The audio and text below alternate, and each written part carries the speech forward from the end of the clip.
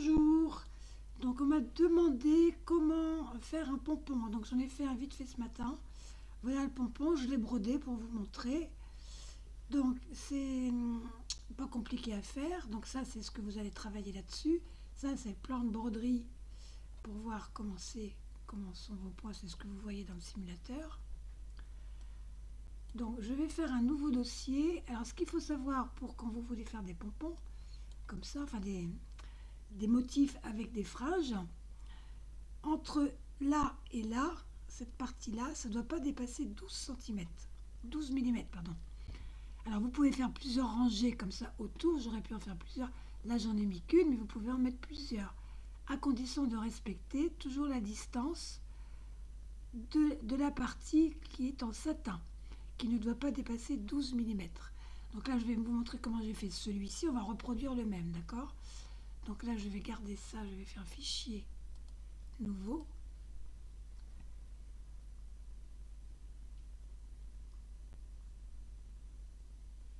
Tant que ça charge, hein, évidemment il faut attendre.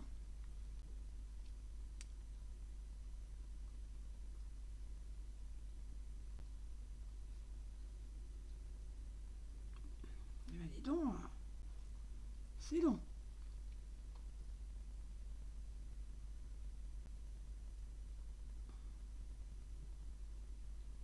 Ça a dû charger avant de faire la vidéo.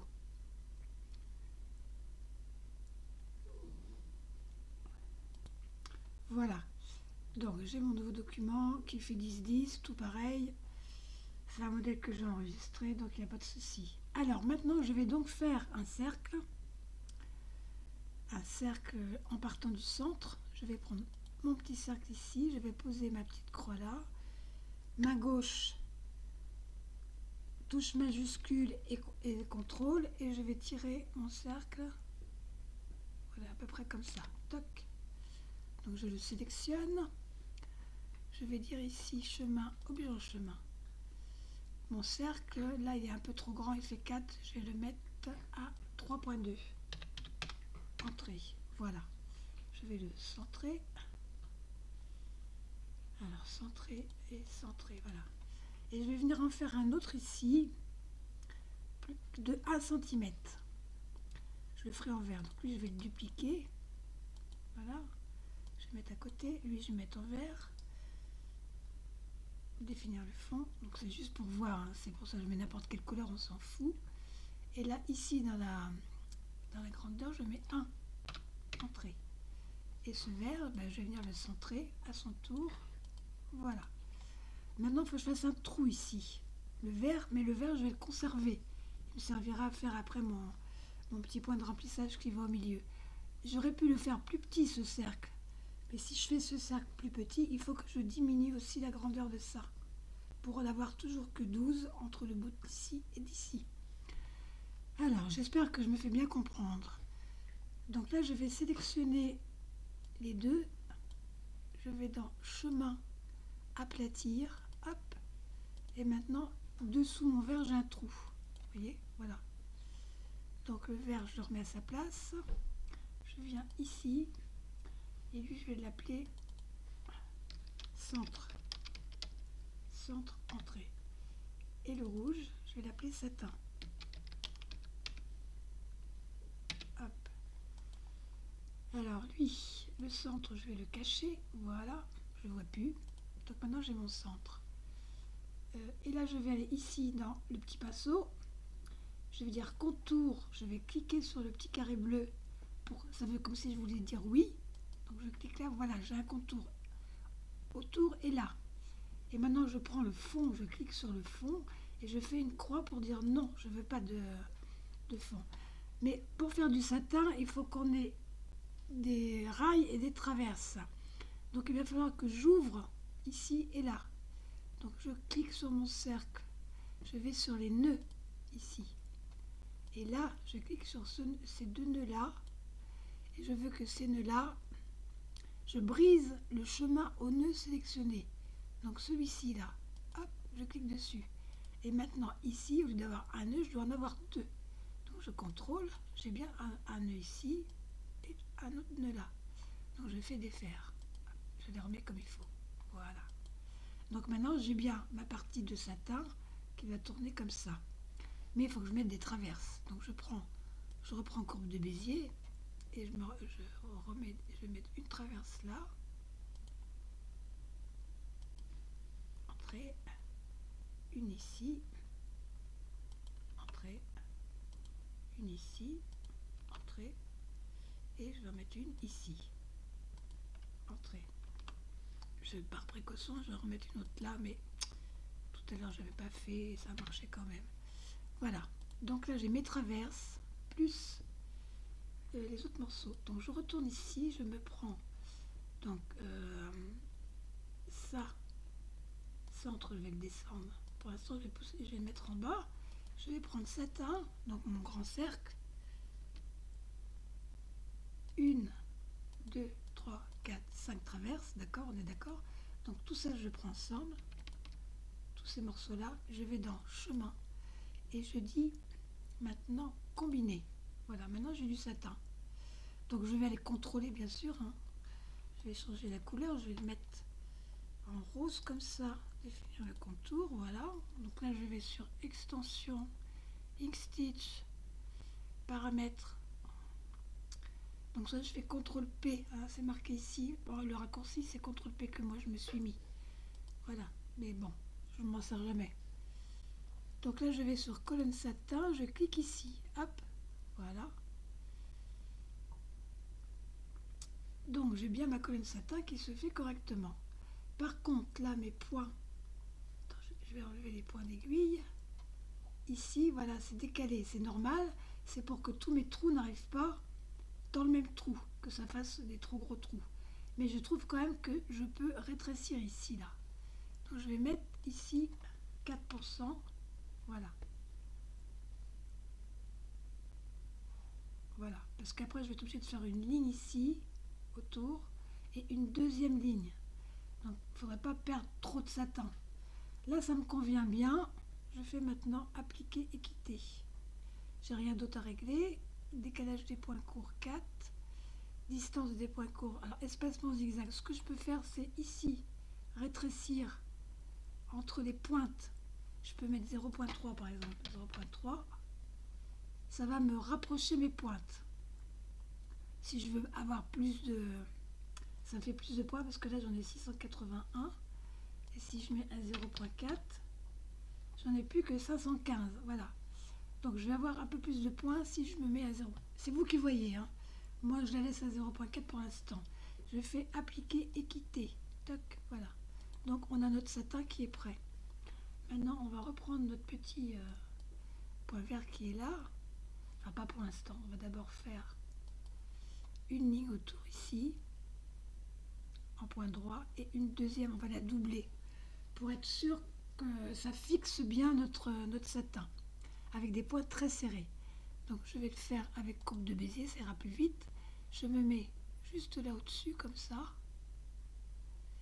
À savoir que mes petits points, il faut quand même qu'ils soient cachés dessous. Donc je vais plutôt me mettre comme ça. On va voir ce que ça donne. Tac.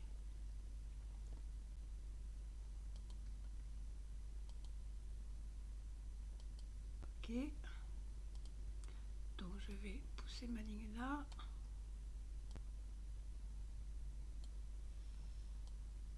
Bon, si elle n'est pas bien ronde, si elle n'est pas bien ronde ici, hein, ça fait un peu pointu. C'est pas grave, ça sera caché sous le cercle après. Donc on peut quand même, si on veut,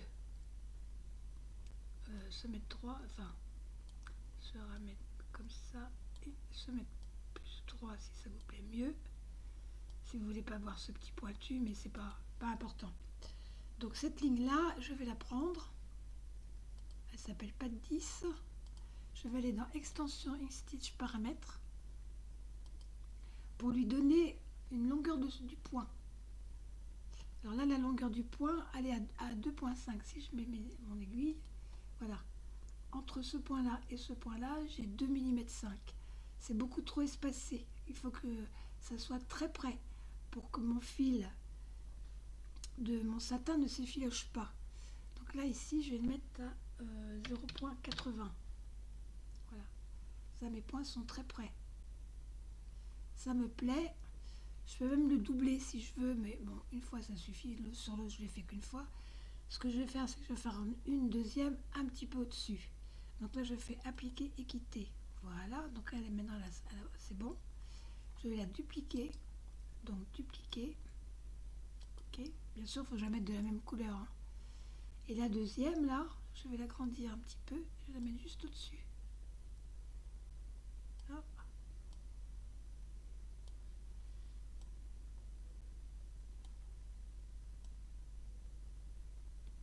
Voilà, donc là j'ai bien mes deux lignes. Elles sont, comme c'est une copie, elle est paramétrée pareil. Ce que je fais, c'est que je les mets toutes les deux de la même couleur, donc comme ça. Définir le contour. Je vais aller voir ce que ça donne sur le simulateur. Alors, InStitch, hop, puis exporter simulateur. Donc bien sûr, il faut que je les mette après, hein, parce que là, donc là c'est bon, ça me plaît bien. Maintenant, je prends tout pour voir ce que ça fait. Là, j'avais juste extension, extit. Excusez-moi, j'ai pas de voix, hein. Alors, simulateur, toc. Là, ça va tout me faire. Ah, par contre, ça, faut que je l'enlève là. Ce cercle ici. Que ça va pas du tout. Je l'avais pas tout à l'heure, ce cercle-là. Alors, attends. Ici. Je récupère ça. Je retourne dans extension.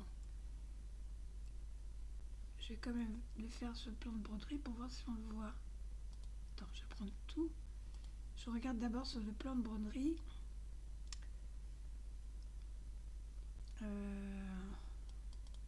Mince. Oh, j'ai raté mon truc. J'étais trop vite. Alors, prévisualisation du plan de broderie. Je vais mettre sur plan de broderie et non pas sur vue réelle. Appliquer.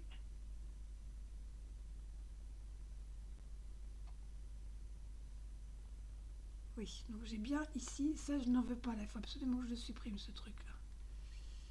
Donc fermer, toc, je retourne, donc je reprends mon cercle, extension, stitch, paramètres. Là on ne le voit pas, on ne voit pas le trait dessous. Alors ce que je vais faire, c'est position du point droit, ici je vais mettre 0.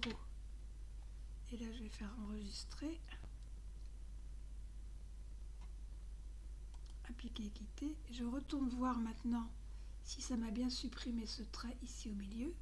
Parce que c'est là qu'il va falloir qu'on coupe, donc on n'a pas besoin d'avoir une couture ici. Voilà. Plan de broderie, appliquer. Donc ça me l'a mis dessus. C'est bon, ça me l'a enlevé. Vous voyez la différence?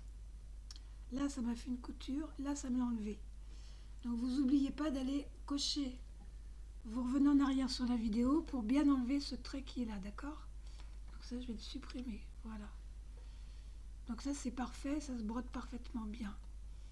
Alors ensuite, il me faut faire le cercle maintenant qui va venir cacher. Par contre, il faut que mon cercle il vienne jusque là, hein, pour qu'il me cache ces coutures là. Donc je me prends mon cercle vert qui est donc ici, hop. Donc du coup lui il faut que je le remonte là-haut, hop, hop, en haut. Voilà. Donc là je sais plus, il faisait 4, ça, il faisait 1 cm. Je vais le faire à la main, ça sera pas plus mal. Donc mâche contrôle et flèche.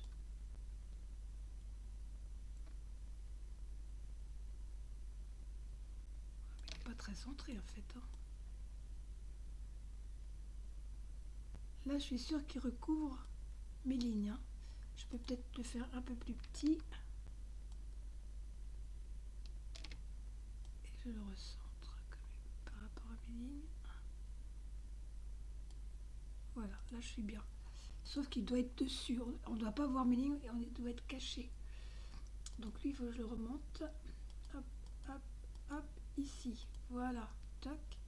Donc je vais refaire un plan de broderie comme celui-ci. Alors je clique extension, stitch, je vais reporter. Prévision des plans de broderie, appliquer.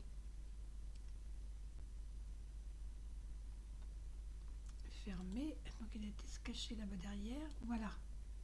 Voilà ce que ça va donner avec mon vert par-dessus.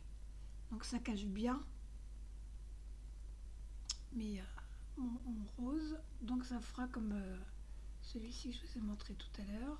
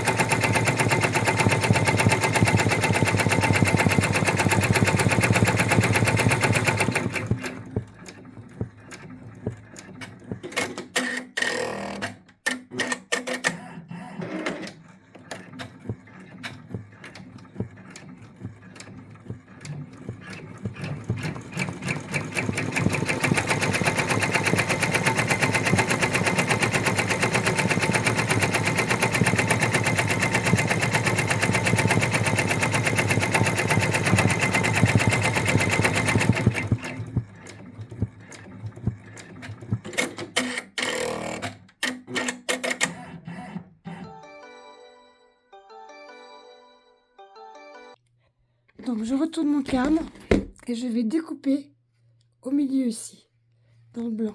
Voilà, je découpe ici. Voilà, je prends mon découpe-vite.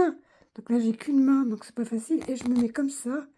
Voilà, et je tourne bien dans le milieu, dans mes points. Je pousse.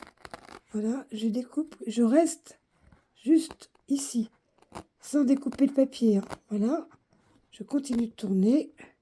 Je vais finir mes sans la vidéo, je reviens après. Donc voilà, j'ai bien découpé autour de mon cercle. J'enlève toutes les petites cochonneries. Voilà, je me remets comme ça. Et là, avec un petit... Alors, soit avec un petit bâton en bois, soit avec mon découpe-vite, je tire, voilà. Hop, j'enlève.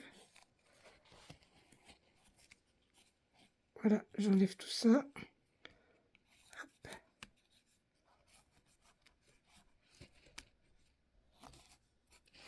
Voilà. Et là, j'ai mon petit pompon maintenant. Voilà. Impeccable. Vous pouvez tirer. Hein. C'est bien attaché avec les deux lignes qu'on a fait dessous en rose, plus après le rouge qui est par-dessus. Voilà. Après, il faut s'amuser à enlever tous les petits bouts de blanc, mais bien sûr, on voit un petit peu les trous, mais ça, c'est pas grave. Voilà, voilà notre petit pompon. Donc là, je l'ai fait assez grand, mais vous pouvez le faire plus petit. Hein. Il est rigolo, mon petit pompon.